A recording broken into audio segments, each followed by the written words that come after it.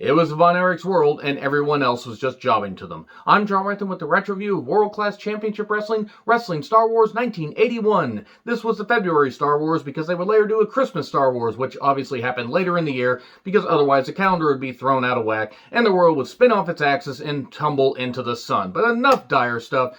It's a good thing the Fabulous Freebirds came along because, good God, some of this show was really boring. Now, it's a cool time capsule for a 40-year-old show, and it was kind of cool to see some of the talent on here, especially in the Battle Royal.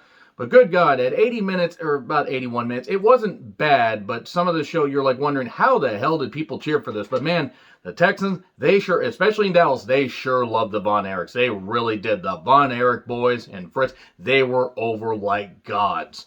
But yeah, Reunion Arena, pretty damn big crowd, and the crowd was pretty hot for most of the show. We had Mil Mascaras versus Killer Tim Brooks.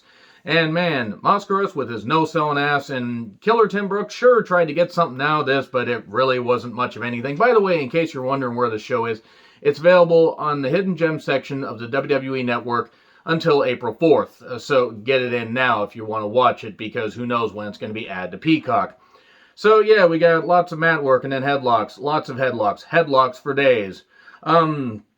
Mill didn't really sell much of anything and hit the crossbody 1, 2, 3. And it was kind of cool to see Killer Tim Brooks at this point, because Keith Lee put him over after Tim Brooks had passed away and said, hey, he helped train me. So that was kind of cool. And it was nice, that Keith Lee is carrying on the training that Killer Tim Brooks gave him.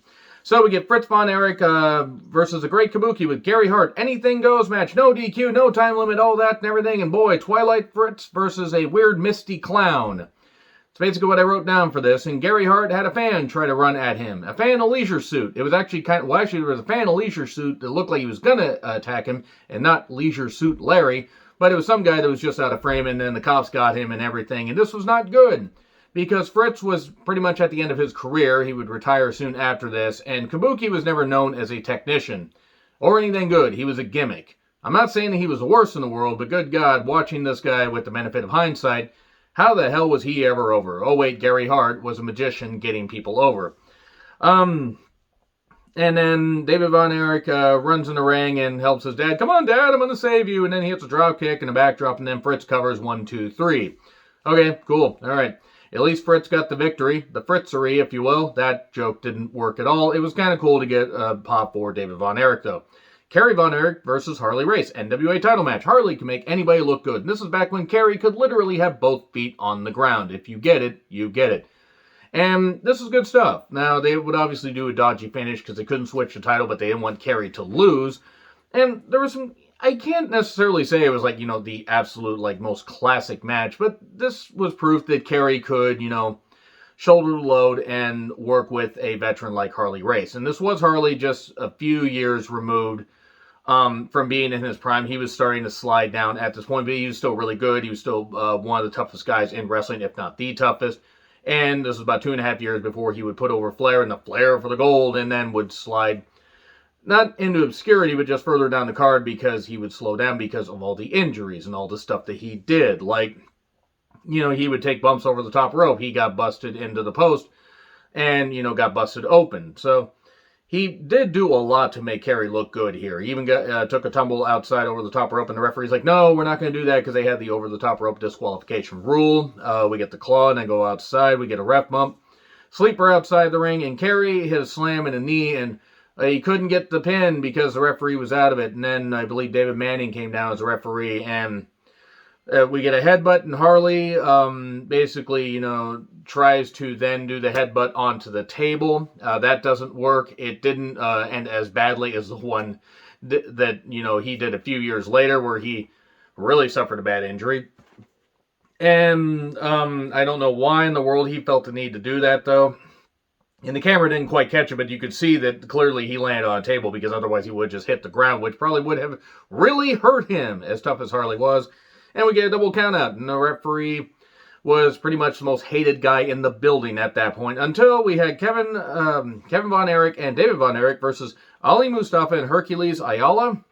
Okay, I don't really know who these guys are. I have no idea. I'm sorry. I do apologize for that. They were tag team champions, and the Von Erichs won.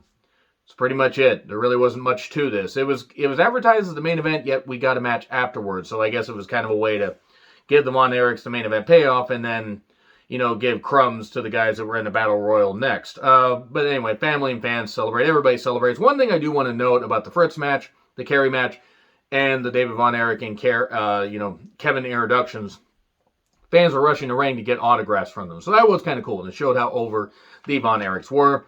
And then we get a Texas Battle Royal, $5,000 prize, pinfall, submission, or over the top rope to the floor. Jose Lothario, Jesse Barr, Bruiser Brody, Brian Blair, Tim Brooks. There were a few others. I believe the two guys that wrestled, the Ollie guy and Hercules guy, and then there were a few others and names I didn't exactly catch.